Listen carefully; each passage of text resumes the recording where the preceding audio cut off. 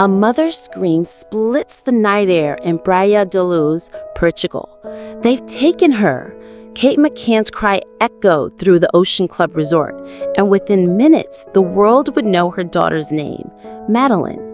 But as the hours and days unfolded, questions began to overshadow the narrative of a simple abduction.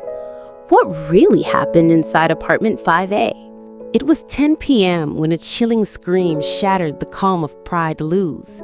Kate McCann's cry, "They've taken her!" ricocheted through the resort, echoing in the minds of all who heard it. Neighbors, staff, and holidaymakers rushed to the scene as panic consumed apartment 5A.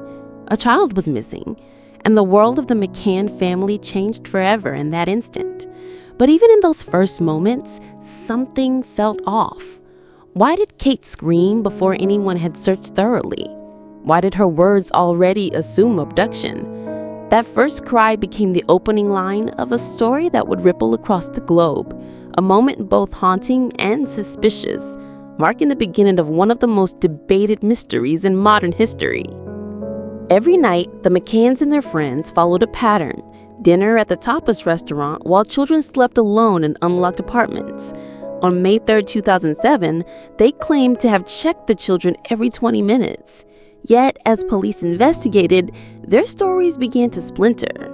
Some said the shutters were open, others swore they weren't. One friend insisted a door slammed, another couldn't recall. Even the timing of their checks failed to align. What was meant to be a simple routine turned into a tangled web of contradictions.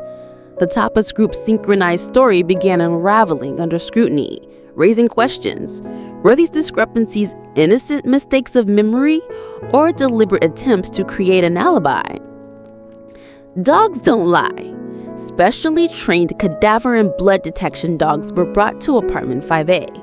What they uncovered stunned investigators. Both dogs alerted strongly inside the McCann's bedroom, near the wardrobe, and, most chillingly, on Kate's cherished cuddle cat toy. Later, when a rental car was hired 25 days after Madeleine's disappearance, the same dogs alerted to his trunk. Forensics backed up the alerts. Traces of blood and DNA consistent with Madeleine were detected. Though not conclusive, the findings cast a dark shadow over the McCann's version of events. Was the science pointing toward a tragic accident inside the apartment? Or could there be another explanation for a cadaver scent that lingered where a missing child was last seen alive? Kate McCann wasn't just a mother, she was also a doctor. Her profession added a chilling twist to investigators' theories.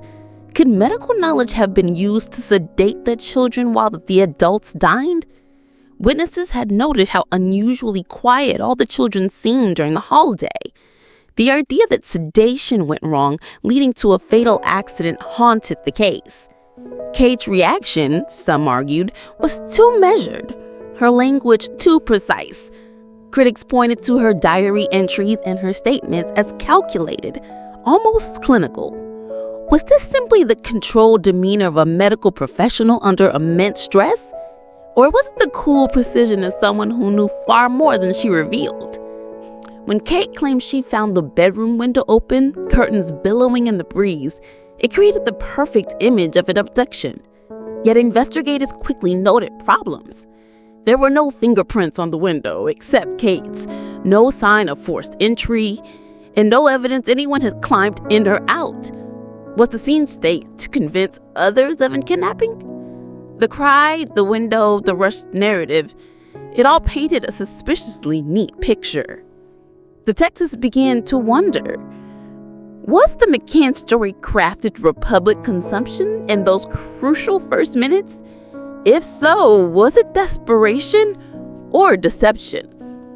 The possibility that the abduction was not real but a cover-up goes stronger with every inconsistency uncovered. On the night of the party, Taylor Pomisky seemed troubled. Friends later recalled heated arguments, flashes of tension, and a sense that something wasn't right. She slipped away into the night, never to be seen alive again. In those last hours, questions swirled. Was she trying to escape, or was she trapped by a cycle she couldn't break? These moments hold the answers that investigators, friends, and family have sought ever since. What truly happened that night remains buried in shadows, hidden between whispers, lies, and silence. It was the end of Taylor's visible journey, but the beginning of a dark mystery that would haunt her loved ones and eventually expose a monster lurking in plain sight. When Taylor failed to come home, her absence immediately raised alarm bells for those closest to her. Calls went unanswered. Texts were never returned. Her social media went silent. At first, authorities treated it as another missing persons case, but her family knew this wasn't typical. Taylor wouldn't just vanish. The days turned into weeks, and hope began to fade. Flyers were distributed, vigils were held, and her mother's desperate pleas for answers echoed louder. Yet behind the scenes, investigators started piecing together disturbing leads, each one pointing towards someone much closer than anyone wanted to believe. This wasn't just a disappearance. It was the start of uncovering horrifying truth. As police dug deeper into Taylor's disappearance, Kevin Ware's past began to unravel.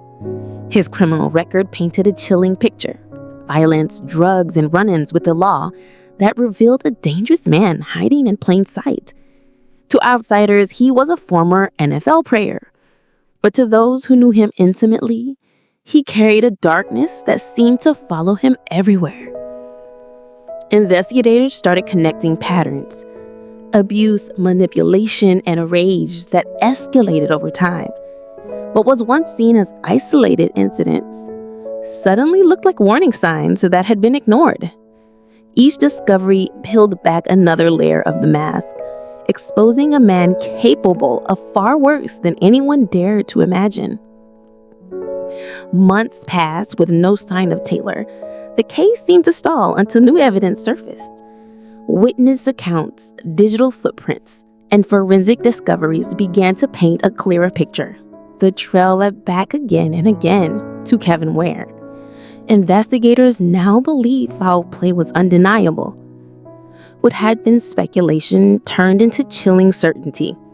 Taylor hadn't just disappeared, she had been silenced. Slowly, the puzzle came together. This breakthrough reignited hope for justice, but it also deepened the pain for Taylor's family. Each clue pulled them closer to the unthinkable truth. A truth that no mother should ever have to face about her child. When Taylor's remains were finally discovered, the nightmare reached its most heartbreaking. So what do you believe? Was Madeleine abducted by a stranger, or was the truth hidden behind fear, mistakes, and silence? If you found this video thought-provoking, please like, share, and subscribe for more deep dives into true crime's most haunting mysteries.